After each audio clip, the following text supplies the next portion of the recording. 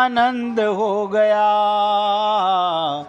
जिसका राम जी के साथ संबंध हो गया, उसके मन में आनंद ही आनंद हो गया।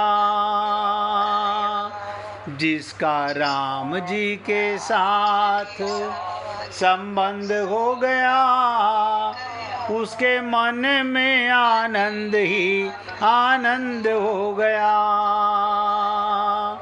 जिसका राम जी के साथ संबंध हो गया, उसके मन में आनंद ही आनंद हो गया। जिसका राम जी के साथ संबंध हो गया, उसके मन में आनंद ही आनंद हो गया। सभी पुण्य आत्मा, मैंने आपसे निवेदन किया, साधन केवल दो। देखो 10, 20, 50 हो तो आदमी फंस जाता है, क्या याद रखें क्या ना रखें, क्या याद रखें क्या ना याद रखें।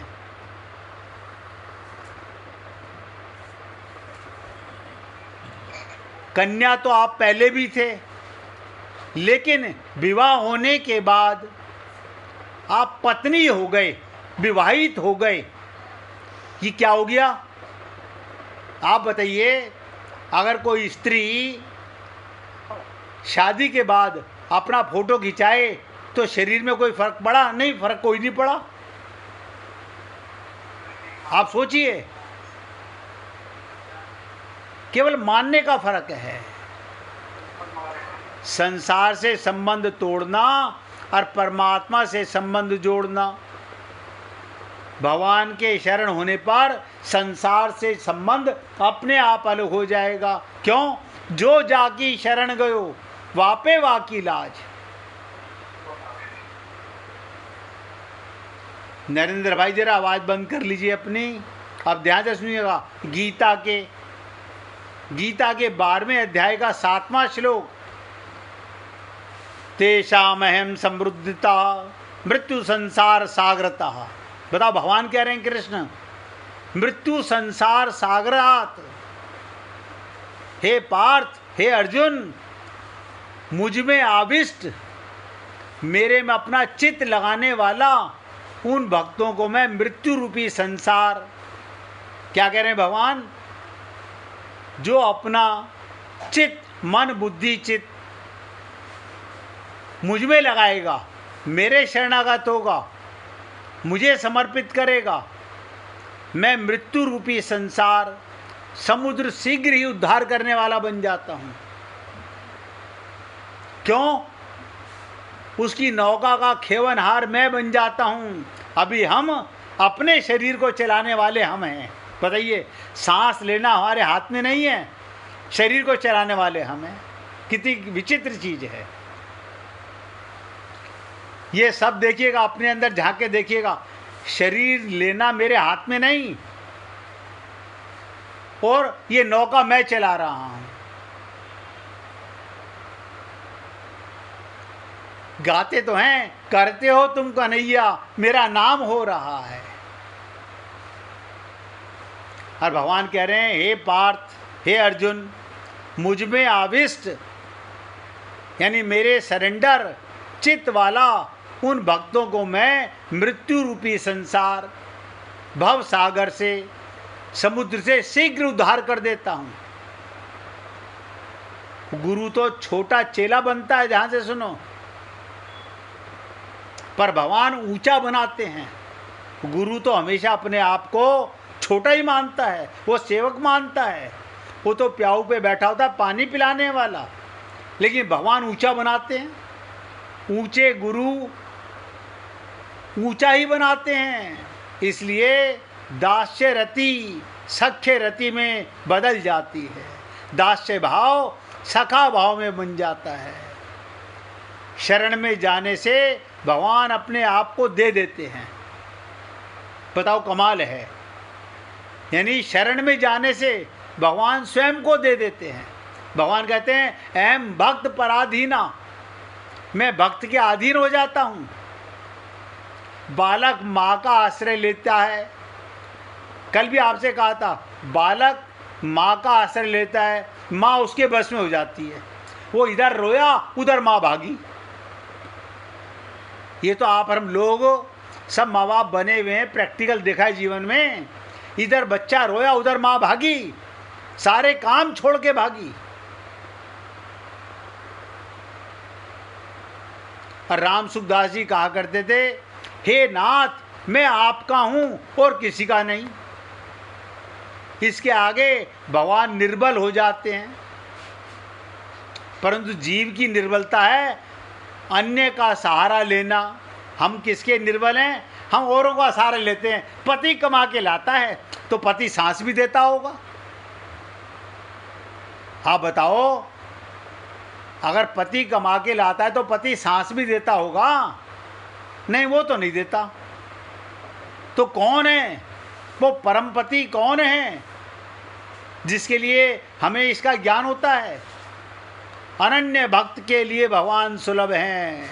भगवान गीता में कहते हैं, तस्याहम सुलभा पार्था, उसके लिए मैं बहुत सुलभ हूं।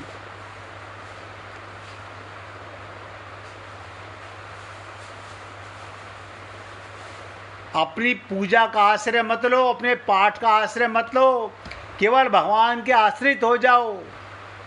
ये शरणागति का मार्ग सबसे श्रेष्ठ मार्ग, सबसे सुगम मार्ग। भगवान भी शरणागत भक्त के शरण हो जाते हैं।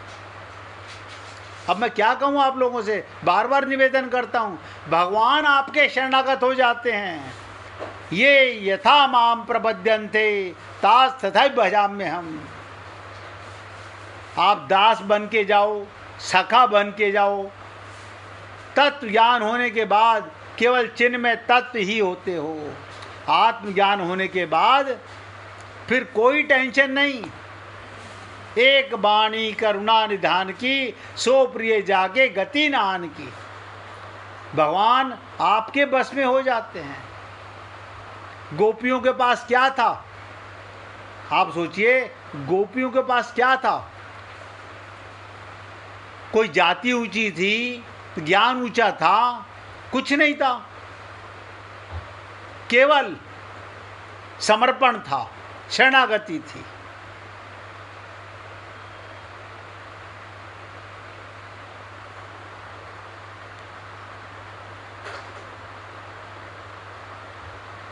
अब आप सोचिएगा, एक छोटा सा एग्जाम्पल दे के आगे बढ़ूंगा। मैं आप सबसे पूछता हूं, कल्पना करो हम और आप दो साथी हैं। क्या आप मुझसे वो चीज़ मांगोगे जो मेरे पास नहीं है?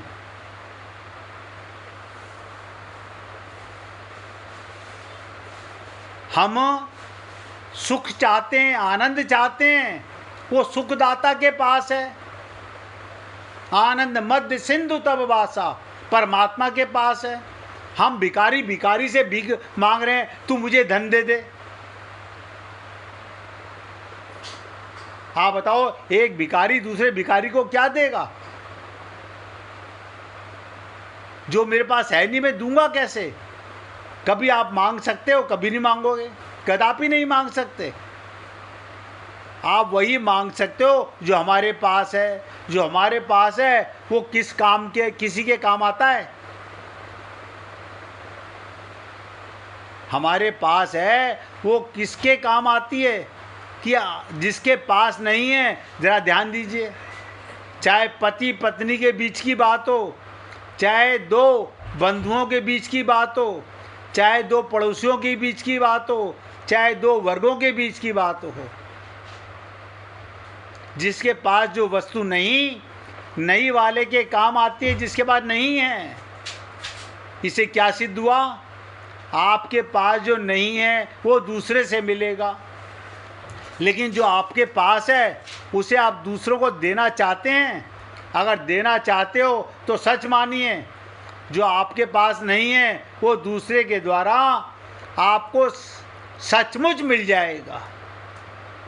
हम देने में बहुत कंजूस हैं।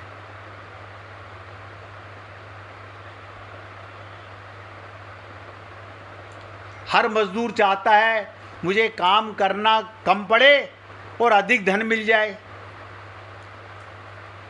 मिल मालिक भी यही चाहता है, कम देना पड़े और काम अधिक हो जाए। ध्यान दीजिएगा, जो चीज़ आपके पास नहीं है वो तो आपको दूसरे से लेनी पड़ेगी, और जो चीज़ आपके पास है वो दूसरे को देनी पड़ेगी।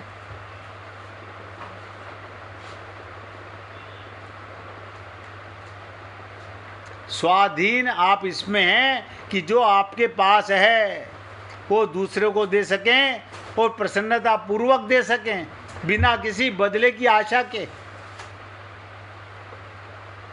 इसी का नाम कर्तव्य है।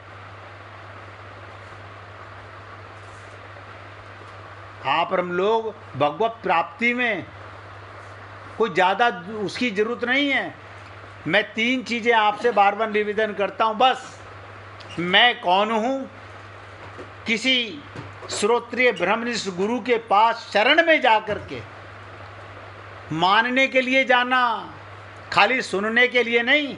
आप हमें बता दीजिए, मतलब माने या ना माने, आप हमें बता दीजिए ऐसे सुनने का क्या लाभ। जैसे डॉक्टर की बताई बात हम मानते हैं क्योंकि शरीर को स्वस्थ करना चाहते हैं। गुरु की बताई हुई बात माने ना माने कोई कंपल्सरी नहीं है।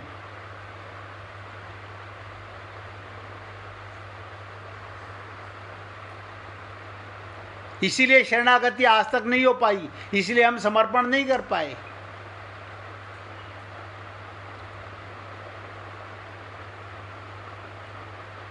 इसलिए समुद्र के किनारे ये सारे बंदर बैठे रहे, कोई सीता का दर्शन करने नहीं जा पाता। तो इस कथा का ऐसा भी अर्थ लिया जा सकता है कि भक्ति देवी से मिलन इतना कठिन है, इसका मतलब सीता की खोज बहुत कठिन है। तो इस भक्ति के पथ को ही क्यों ना छोड़ दिया जाए। सारे बंदर क्या कह रहे हैं, जब हम में ताकत नहीं है, हम भविष्यवादी हैं, हम वर्तमानवादी हैं, हम भूतवादी हैं। जब बंदर और जामवंत अंगद जैसे बड़े बड़े लोग बीच में जाकर रुक गए, आप सोचिएगा, समुद्र के किनारे जाकर सब ने अपनी बात बोल दी, मैं आगे नहीं जा सकता कारण ये, मैं आगे नहीं जा सकता कारण ये। फिर हमारी क्या विसात, हम तो घर से निकलेंगे ही नहीं, पर नहीं ऐसा अर्थ लेना उचित नहीं है। हमें भक्ति की विशेषता पर ध्यान देना है, सीता की खोज पर ध्यान देना है। वो क्या है, अब ध्यान से सुनिएगा। वो ठीक है कि बंदर रुक गए, आगे नहीं जा पाए, पर उन्होंने एक बहुत सुंदर संकल्प किया। बंदरों ने क्या संकल्प किया और उसका सुंदर फल भी उन्हें मिला। बंदरों ने निश्चय किया जब तक हनुमान जी लौटकर नहीं आएंगे तब तक हम यहीं रहेंगे। ये वही देवता हैं, जब भगवान ने आकाशवाणी हुई कि मैं अवतार लेकर आऊंगा तो सारे देवता स्वर्ग लोग वापस जाने लगे। तो ब्रह्मा जी ने क्या रहे, मूर्खो कहाँ जा रहे हो। बोले भगवान अवतार लेंगे, रावण को राक्षस को मार देंगे, अब हम मौज लेने जा रहे हैं, हम सुख से रहेंगे, आनंद से रहेंगे, हमारी चिंता खत्म हो गई, आकाशवाणी तो हो गई। अब सीताराम आचार्य जी ने आकाशवाणी कर दी, इस देह में हरि मिलत है। हमने समझ लिया बस देह मिल गया तो हरि तो मिल ही गए। हमारी अज्ञानता की सीमा नहीं रही। उन्होंने निश्चय किया, सब बंदरों ने, जब तक हनुमान जी लौटकर नहीं आएंगे तब तक हम यहीं रहेंगे। इसका अर्थ क्या है कि भले ही हम भक्ति देवी के दर्शन नहीं कर सकें, पर उनके तो दर्शन कर लें जो भक्ति देवी के दर्शन करके आएंगे। हम उन संतों की तो शरणागति कर लें जिन्हें भगवत प्राप्ति हो चुकी है। हम वो भी नहीं करते। माना हम डायरेक्ट भगवान को नहीं पा रहे, नहीं जा पा रहे भवसागर पार, लेकिन इन बंदरों ने एक खूबी वहीं रुके रहे, उनका दर्शन हमारे लिए परम फलदायक होगा। ये रामचरितमानस की गूढ़ भाषा है, गूढ़ ज्ञान है। हनुमान जी भक्ति देवी के दर्शन कर लौटते हैं, सब बंदर उनसे गले मिलते हैं और अंगद के नेतृत्व में वापस यात्रा करने किष्किंधा नगर में जाते हैं, सुग्रीव के पास। अब आप सोचिएगा, सामने सुग्रीव का बाग पड़ता है, उधर रावण के बाग के फल खाकर हनुमान जी ने अपनी भूख मिटाई। हनुमान जी ने कहाँ जाकर के? सीता जी से परमिशन लेकर के रावण के अशोक वाटिका के फल खाए, और इधर हनुमान जी सीता जी की अनुमति लेकर के रावण का बाग लूटते हैं, और इधर ये सारे बंदर अंगद की अनुमति लेकर सुग्रीव का बाग लूटते हैं। क्या तात्पर्य था? देखिए, कल से आपके साथ चर्चा करूंगा कि हनुमान जी की आगे की यात्रा में, सीता की खोज की यात्रा में, भक्ति के मार्ग में बढ़ने वाले को जीवन में कौन कौन सी रुकावटें आएंगी। हमारे सबके आएंगी और आती हैं, हम इसी में आगे नहीं बढ़ पाते हैं। भक्ति का पथ अत्यंत कठिन है, तथापि जो उसे तय कर लेता है वो हनुमान जी के समान धन्य है। पर जो हनुमान जी की कृपा दृष्टि प्राप्त करते हैं, जो संत की शरण चले जाते हैं, वो भी अंत में परितृप्त हो जाते हैं। आगे चलकर इसकी चर्चा करेंगे कि लंका विजय के पश्चात, ध्यान से सुनिएगा, बानर जी को भी सीता जी के दर्शन हुए। इस तरह हनुमान जी के चरित्र से चरित्र प्रदर्शित होता है। यही भक्तमाल है कि भक्तों ने भगवान को कैसे पाया, भक्ति का पथ कितना कठिन है और साथ ही वो कितना सरल है। उसकी सरलता इसी से व्यक्त होती है, एक बार उस पर चल चुका उसे कभी न कभी भक्ति के दर्शन होते ही हैं। वो परम कल्याणकारी मार्ग है। अब आप और हम लोग त्यागना नहीं चाहते, पाना चाहते हैं। अच्छा, त्यागना क्या है? भ्रम त्यागना है, संशय त्यागना है। इस संसार में कोई भी वस्तु तुम्हारी नहीं है, कोई भी नहीं है, बस इससे त्याग करना है। सब कुछ भगवान का था, भगवान का है, भगवान का रहेगा।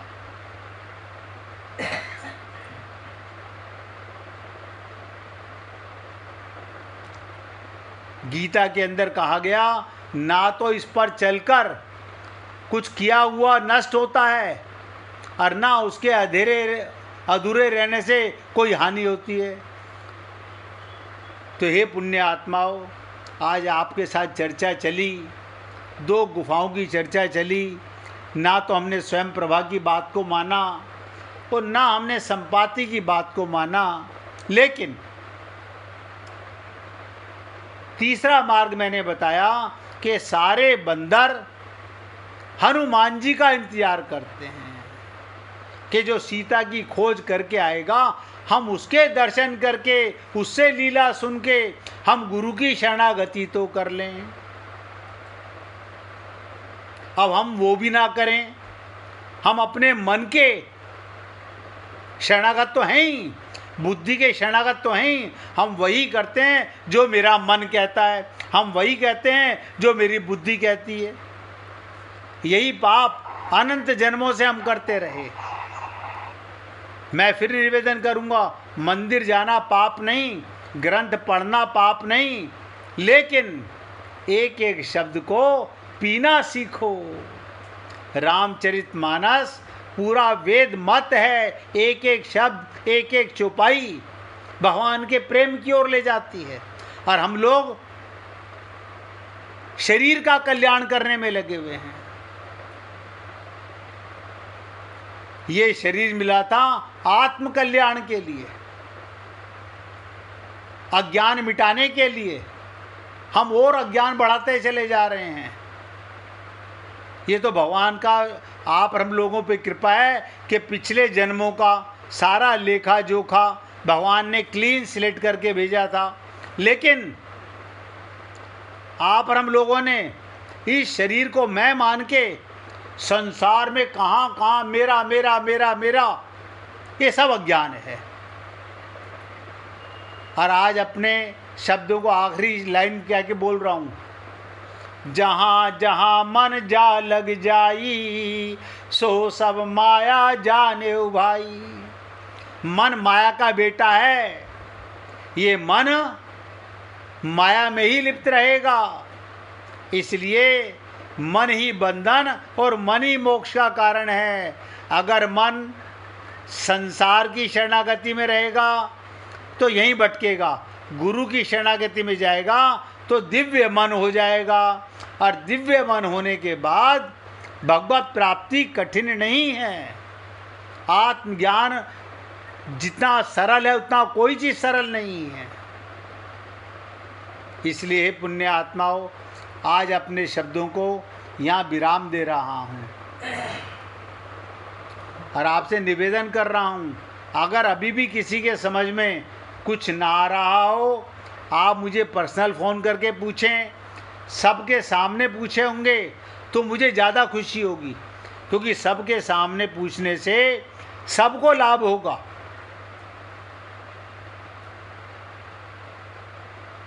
सबको लाभ होगा। इसलिए